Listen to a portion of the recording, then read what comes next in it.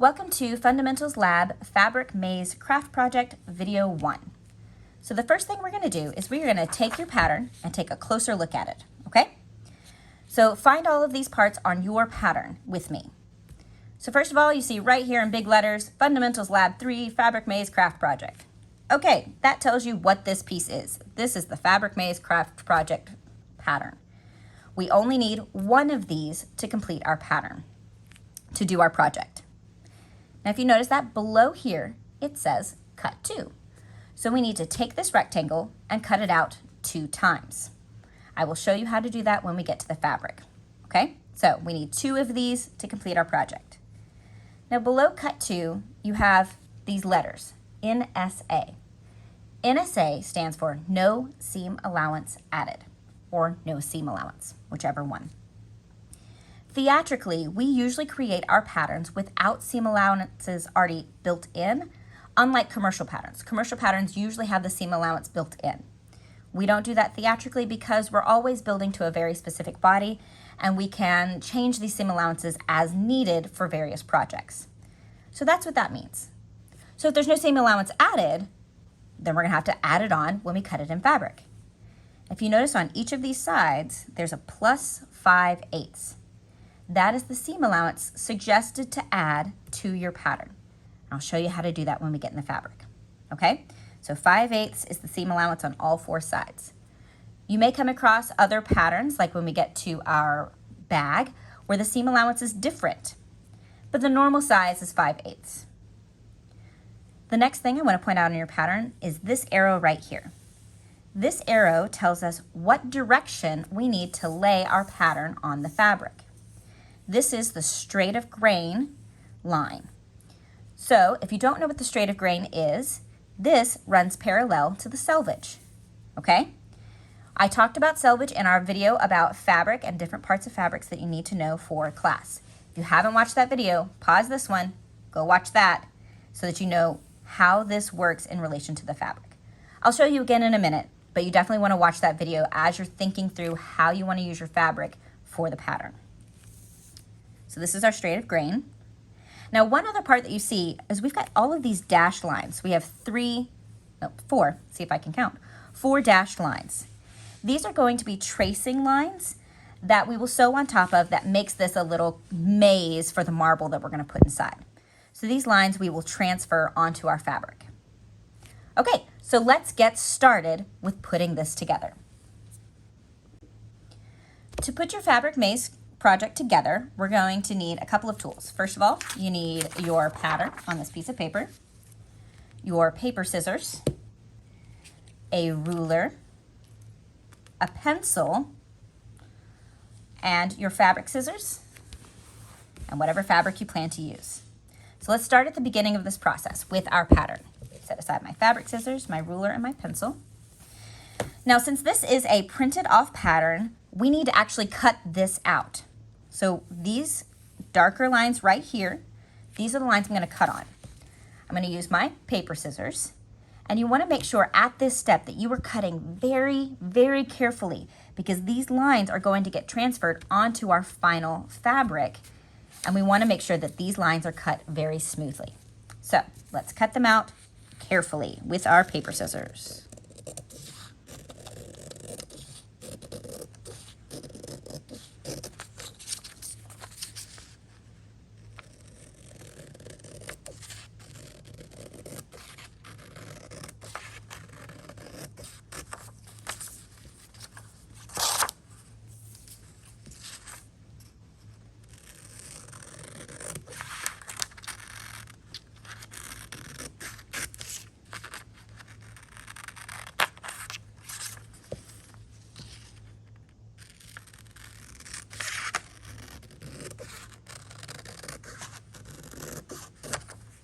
All right, now I have my pattern all nicely cut out, and I cut as carefully as possible so that this is maintaining the same shape from our paper. Okay, so set the extra paper aside. Now I need my fabric. So what I have done before this video is I went in and I ironed my fabric so that there's no wrinkles in it. You do not want to cut any patterns out of wrinkly fabric, because when you do that, your pattern's not going to come out correctly. We will end up ironing this fabric as we go along, and if you have wrinkles in it beforehand, you iron it, those wrinkles are going to come out and your pieces are not going to match up. So the first thing we want to do is I'm going to open up this fabric so I can get to the wrong side. Can you see the color difference here? Right side, wrong side. We always cut our fabric, we always trace our pattern pieces on the wrong side of the fabric because that's how we're going to put it together. All right, so let me move this so you guys can see all the parts. So we've got our selvage line right here. And this needs to run parallel to it, going the same direction. I'm gonna actually turn my fabric here. All right, give me just a second. Let me adjust my camera to a better view. Okay, that's better. I forgot to mention you do also want some safety pins. These are not safety pins, push pins, to keep your pattern from moving as you draw these lines. Okay, so my arrow is going the same direction as the selvage. And now I'm going to pin this in place. One other thing you can do to make sure that your straight of grain is running parallel to your selvage is going to be straight. So we can actually measure up on one end, so that's 2.5 inches. Scoot over. Actually, I'm slightly off right here, so I'm gonna just pivot that. Now it's perfectly straight. You do want it as straight as possible because that makes your life easier later. I'm gonna pin this down. I'm gonna go ahead and pin it in 4 corners because I'm gonna take these pins in and out when I get to adding the seam allowance. So now that I've got this pinned down, I'm gonna trace right around the edges with my pencil. You wanna use pencil or some other light marking tool. I'm gonna mark on here, let's see. Yeah, you guys can see that pencil line. I have in past videos used Sharpie. Never use Sharpie on your fabric. So if you ever see me use Sharpie in a video, don't do it for real. I only do it so you guys can see the marks on the camera. Okay, so I am just going right along here. I'm tracing this. This is like a reverse stencil is how I'm treating this piece of paper. Just going right along the edge. Okay. So all of these lines that I'm drawing right now, these are going to become my stitch lines. I'm going to kind of lift up this edge and make sure I can see my markings on all sides before I remove my pattern, because it really stinks to take your pattern off and realize you forgot a line. I'm going to take 2 pins out, leave 2 more in. And now we want to add a 5/8 seam allowance because this is my stitch line and I need some fabric on the outside edge to put it together. So what's great about these blue rulers, since 5/8 is a very common seam allowance, see on the top here how you've got this big gap? This is 1/2 inch. 5/8 is this big gap plus one of these blocks. Each of these blocks is 1/8 of an inch. So 5/8 is right there. So I'm going to line it up with the edge, draw another line, and this is my cutting line, okay? That's going to be where I cut with my scissors. I'm going to move my pins, holding it down so it doesn't shift, and then draw 5/8 on this side. Okay. Move my pin again, just like that.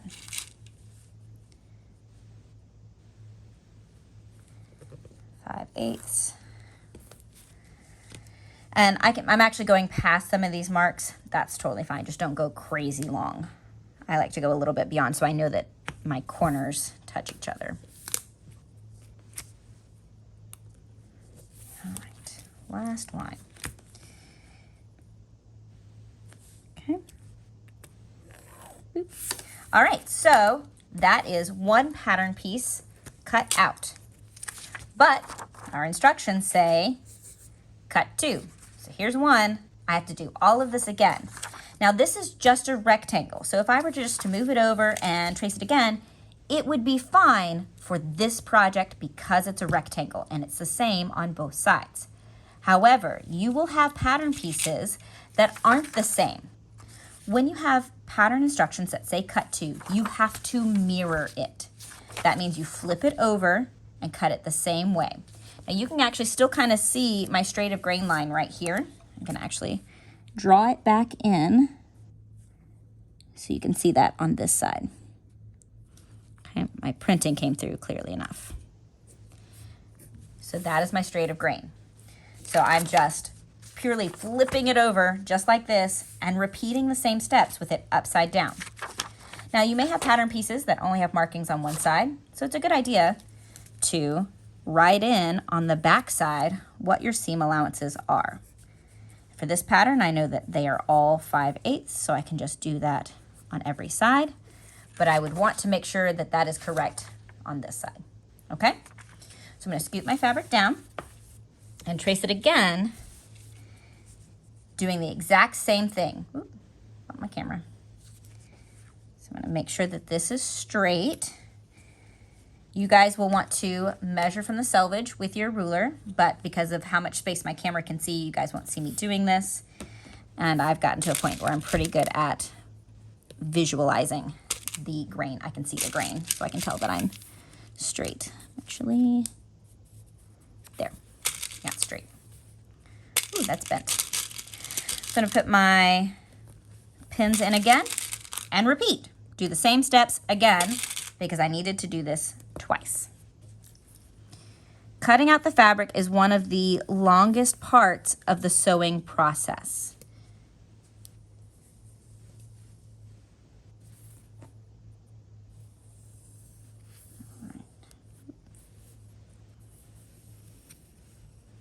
So trace my lines.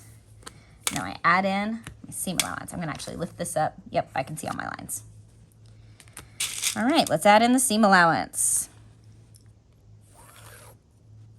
One.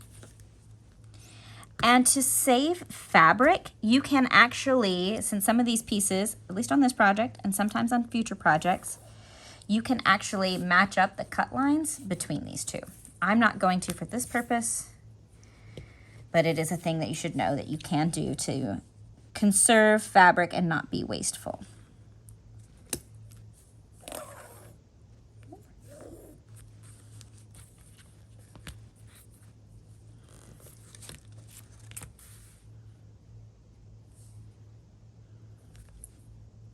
That's all straight. Okay, so now I can take my pattern off and I have my piece ready to cut out. So let's get my fabric scissors and cut it out. I'm cutting right on my cut line, not on this line. Be very careful. Don't cut your stitch line. Cut on your cutting line on the outside of the seam allowance.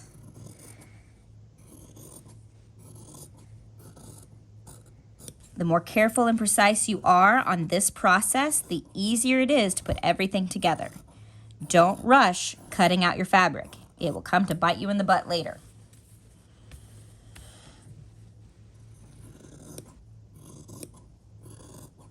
Okay, you guys probably don't want to just sit here and watch me cut, so we're gonna speed through this right now.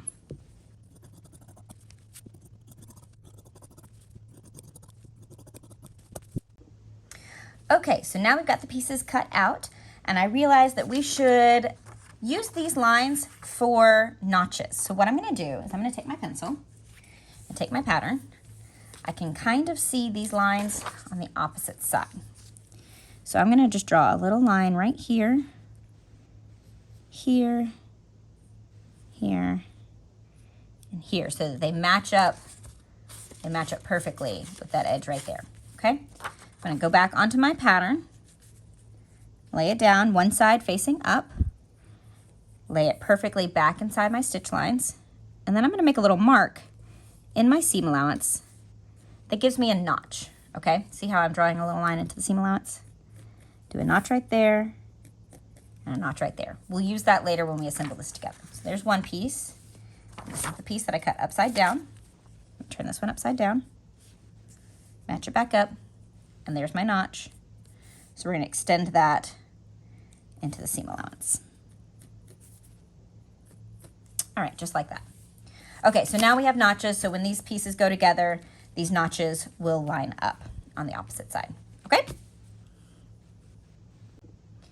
All right, everyone. Now it is time to start putting our pieces together. So, following our instructions, after the maze craft is cut out, follow these steps for putting it together. Using a removable marking tool, such as tracing paper, I'll show you how to do that in a moment.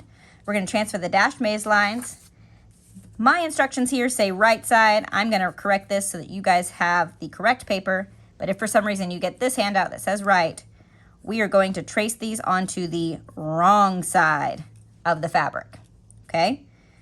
We're going to transfer the dashed maze lines onto the wrong side of one rectangle. Then we will thread trace those lines with a basting stitch. So here is how you use tracing paper. First of all, you need tracing paper and a tracing wheel, okay? This is just a standard tracing wheel. So tracing paper has, sometimes there's a color, sometimes it's white. The white ones, it's hard to tell. So there's a colored side and there is a white side. You want the colored side against the fabric. So what I'm going to do is I'm going to line up my pattern back into its original spot. Now we could totally do this as the same step of tracing these lines out. I just separated it for, because I did. There really wasn't a reason. I just did. So I'm going to pin this back together so that my pattern doesn't move. And now I'm going to take my tracing paper, open it up, flip it over so the colored side is going to go against the fabric. Let me move that piece out of the way. Then I'm going to slide it between my pattern and my fabric. I'm actually slide it all the way through so I can see where it starts and stops. Okay. So now what I'm going to do, now that this is between my pattern and my fabric, use my tracing wheel and pushing down, just trace right on top of that line, just like that. I'm going to do each line just like that. I personally like to do short little rolls instead of one long roll. That gives me more control when doing a straight line and a curved wheel. I mean, all wheels are curved, but. Okay, so now my tracing paper is not between my fabric and my pattern down here. Oops. So I'm going to move my tracing paper. And we're going to do it again. The amount of force that you need kind of depends on how old your tracing paper is. If it's not marking well, it's either the color doesn't work or the tracing paper has gone dead and there's not a lot of chalk left. This is still pretty fresh. You can actually see it's starting to mark my fingers because it's a really fresh piece. So I'm going to keep one side pinned so I can lift it up. It's kind of hard to see those lines, so I'm going to go over it again so you guys can see it really well. So I only partially remove my pattern so that I know nothing is shifting. So I'm going to put a little more force on my tracing wheel as I go.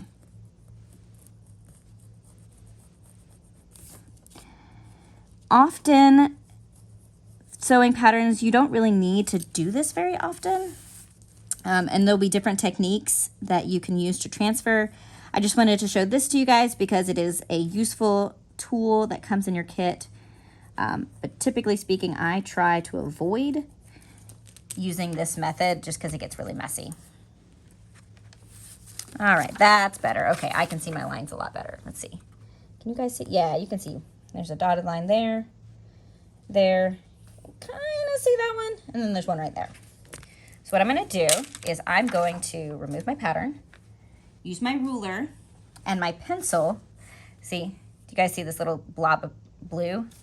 That's just from the tracing paper. That's one of the reasons I don't really care to use tracing paper that often because it gets the fabric very messy. Okay, so for the purposes of this video, so you guys can see what I'm doing, I'm going to actually use my pencil and my ruler to darken these lines. You do not need to do this step, okay? I'm just making it so you guys can see.